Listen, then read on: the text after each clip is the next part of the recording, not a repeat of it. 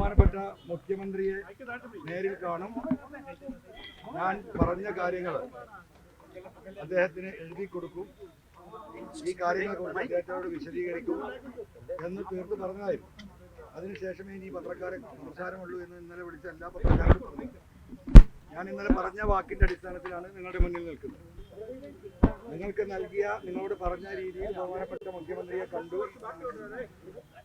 വിശദമായ ഈ സംഭവ വികാസങ്ങൾ അദ്ദേഹത്തിന്റെ ശ്രദ്ധയിൽപ്പെടുത്തി കൃത്യമായി എഴുതി കൊടുക്കേണ്ട കാര്യങ്ങൾ എഴുതി കൊടുത്തു. അദ്ദേഹം ഈ കാര്യങ്ങൾ കേട്ടു. കാര്യങ്ങൾ അതിന്റെ വിശദീകരണങ്ങൾ എന്നോട് ചോദിച്ചു. ഇനി സത്യസന്ധമായ ഒരു അന്വേഷണം ഈ വിഷയത്തിൽ നടക്കും. അത് ബഹുമാനപ്പെട്ട മുഖ്യമന്ത്രിയെ ഏൽപ്പിച്ചിരിക്കുകയാണ്. ബഹുമാനപ്പെട്ട മുഖ്യമന്ത്രിക്ക് കൊടുത്തിരിക്കുന്ന അതേ പരാതി തന്നെ പാർട്ടിയുടെ സംസ്ഥാന സെക്രട്ടറി സഖാവ് ഗോവിന്ദ മാഷക്കും നൽകുന്നതാണ്. ഈ ഒരു ഘട്ടത്തിൽ എൻ്റെ ഉത്തരവാദിത്തം അവസാനിക്കുകയാണ്. ഞാൻ ഈ വിഷയത്തിലേക്ക് ഇറങ്ങിയിട്ടുള്ളത് ഒരു സഖാവ് എന്ന നിലക്കാണ്. ഒരു സഖാവ് എന്ന് പറയുമ്പോൾ ഉണ്ടാകുന്ന ഉത്തരവാദിത്തം, ആ ഉത്തരവാദിത്തം ഏറ്റെടുത്തുകൊണ്ട് ഞാൻ ഇതിലേക്ക് ഇറങ്ങി. ഈ പാർട്ടിയുടെ ഏറ്റവും ഉത്തരവാദിത്തപ്പെട്ട ഒരു സഖാവാണ് ബഹുമാനപ്പെട്ട മുഖ്യമന്ത്രി. ഒരു സഖാവ് എന്ന നിലയ്ക്ക് ബഹുമാനപ്പെട്ട മുഖ്യമന്ത്രിയെ കാര്യങ്ങൾ ധരിപ്പിച്ചു. പാർട്ടിയുടെ ബഹുമാനപ്പെട്ട സെക്രട്ടറി ഗോവിന്ദ മാഷി ട്രിവാൻഡ്രത്ത് ഇന്നില്ല. ബഹുമാനപ്പെട്ട സഖാവിനെ കൂടെ കണ്ട് ഈ പറഞ്ഞ കാര്യങ്ങളും അതിൻ്റെ വിശദീകരണങ്ങളും ബഹുമാനപ്പെട്ട മുഖ്യമന്ത്രിക്ക് നൽകിയ പരാതിയുടെ കോപ്പിയും സഖാവ് ഗോവിന്ദ മാഷക്ക് നൽകുന്നതോടുകൂടി ഒരു സഖാവ് എന്ന നിലയ്ക്കുള്ള എൻ്റെ ഉത്തരവാദിത്തം അവസാനിക്കുകയാണ്. ഇനി അതുമായി ബന്ധപ്പെട്ട വിഷയങ്ങളിൽ, ഇൻവെസ്റ്റിഗേഷനുമായി ബന്ധപ്പെട്ട വിഷയങ്ങളിൽ ഈ അന്വേഷണ ഏജൻസിയുമായി സഹകരിക്കുക എന്നത് മാത്രമാണ് എൻ്റെ ഉത്തരവാദിത്തം. ആ ഉത്തരവാദിത്തം ഞാൻ ഏറ്റെടുത്തിരിക്കുകയാണ്. അതൊക്കെ പാർട്ടി തീരുമാനിക്കട്ടെ. എം.ആർ. അജിത് കുമാറിനെ മാറ്റി നിർത്തണം എന്ന് പറയുന്ന ആളല്ല ഞാൻ. ഒരു സഖാവ് എന്ന നിലയ്ക്ക് എനിക്ക് കാര്യങ്ങൾ ചൂണ്ടിക്കാണിക്കുക എന്നതാണ് എൻ്റെ ഉത്തരവാദിത്തം. ആ ഉത്തരവാദിത്തം ഞാൻ ചെയ്തിട്ടുണ്ട്. ഇനി ഇതെങ്ങനെ പോകണമെന്ന് തീരുമാനിക്കേണ്ടത് പാർട്ടിയും ബഹുമാനപ്പെട്ട മുഖ്യമന്ത്രിയും തന്നെയാണ്. അവർ അതിന് അനുസൃതമായ ഉത്തരവാദിത്ത ബോധത്തോട് കൂടിയിട്ട് അതിനാവശ്യമായ അന്വേഷണത്തിനുള്ള സംവിധാനങ്ങൾ ഒരുക്കും എന്ന് തന്നെയാണ് ഒരു സഖാവ് എന്ന നിലക്ക് ഞാൻ വിശ്വസിക്കുന്നത്.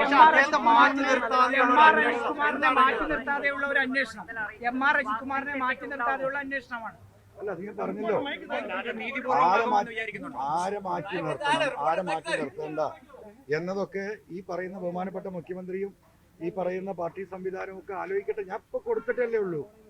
ബഹുമാനപ്പെട്ട മുഖ്യമന്ത്രിക്ക് ആ സാധനം കൊടുത്തിട്ട് ഞാൻ അരമണിക്കൂർ ആയോ? ഇപ്പൊ തന്നെ ഇവരെ മാറ്റണം അവരെ മാറ്റണം എന്ന് എന്തടിസ്ഥാനത്തിലാണ് ഞാൻ പറയുന്നത്? അവിടെ തുടരുമ്പോൾ സത്യം തെളിയുമോ? അല്ല, അതൊക്കെ നമുക്ക് വെയിറ്റ് ആൻഡ് സീ. അദ്ദേഹത്തിന്റെ കീഴുദ്യോഗസ്ഥരാണ്. എന്താണ് കാര്യം? അല്ല, ഞാൻ അതിനെ കുറിച്ചൊന്നും ഇപ്പൊ വിശദീകരിക്കുന്നില്ല. ഞാൻ പറഞ്ഞല്ലോ, എൻ്റെ നയം ഈ കാര്യത്തിൽ വ്യക്തമാണ്. കേരളത്തിന്റെ പോലീസിലെ ഒരു വിഭാഗത്തിന്റെ പെരുമാറ്റം ഈ പാർട്ടിക്കും ഗവൺമെന്റിനും ഗ്രൗണ്ട് ലെവലിൽ ഒരുപാട് പ്രതിസന്ധികളും പ്രശ്നങ്ങളും ഉണ്ടാക്കിയിട്ടുണ്ട്. പോലീസ് എടുക്കേണ്ട നിലപാടും പ്രവർത്തന രീതിയുമല്ല പല പോലീസ് ഓഫീസർമാരുടെ ഇടയിൽ നിന്നും ജനങ്ങൾക്കുണ്ടായിട്ടുള്ളത്. ഇത്തരം കാര്യങ്ങളാണ് ഞാൻ ചൂണ്ടിക്കാണിച്ചിട്ടുള്ളത്. ഈ പോലീസിലുള്ള പുഴുക്കുത്തുകൾ, അഴിമതി, അതും ഞാൻ ചൂണ്ടിക്കാണിച്ചിട്ടുണ്ട്. ഈ കാര്യത്തിലൊക്കെ തീരുമാനമെടുക്കേണ്ടത് ബഹുമാനപ്പെട്ട മുഖ്യമന്ത്രിയും പാർട്ടിയുമാണ്. ഇതൊരു കമ്മ്യൂണിസ്റ്റ് ഗവൺമെന്റാണ്. ഒരു മിനിറ്റ്, ആ കമ്മ്യൂണിസ്റ്റ് ഗവൺമെന്റിന് അറിയാം ജനങ്ങളുടെ വികാരം. ഇന്നത്തെ കൂടിക്കാഴ്ചയോടുകൂടി താങ്കൾ ഉന്നയിച്ച വിഷയങ്ങൾ കൃത്യമായി പരിഗണിക്കും എന്നുള്ളത് തന്നെയാണ്. തീർച്ചയായിട്ടും അത് പരിഗണിക്കേണ്ടി വരുമല്ലോ. ഞാൻ എൻ്റെ വിഷയമല്ലല്ലോ പറഞ്ഞത്. ഈ നാട്ടിലെ ജനങ്ങൾ അഭിമുഖീകരിക്കുന്ന വിഷയമാണ് സൂചിപ്പിച്ചിട്ടുള്ളത്. ഞാൻ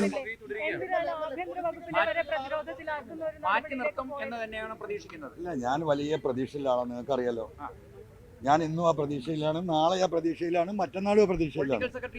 അല്ല, അതൊന്നും എനിക്കറിയാം. അതിന്റെ നാളല്ല ഞാൻ. താങ്കളുടെ പിറകിൽ ആരാണ് എന്നുള്ളതാണ്. അതിൽ സമൂഹത്തോട് എന്താ പറയാനുള്ളത്? അതിൽ എന്റെ നെഞ്ചിൽ കൈവച്ച് എന്റെ ദൈവത്തിനെ സാക്ഷിയാക്കി പറയാം, എന്റെ പിറകിൽ ഈ വിഷയത്തിലുള്ളത് സർവശക്തനായ ദൈവം മാത്രമാണ്. ദൈവം മാത്രമാണ്.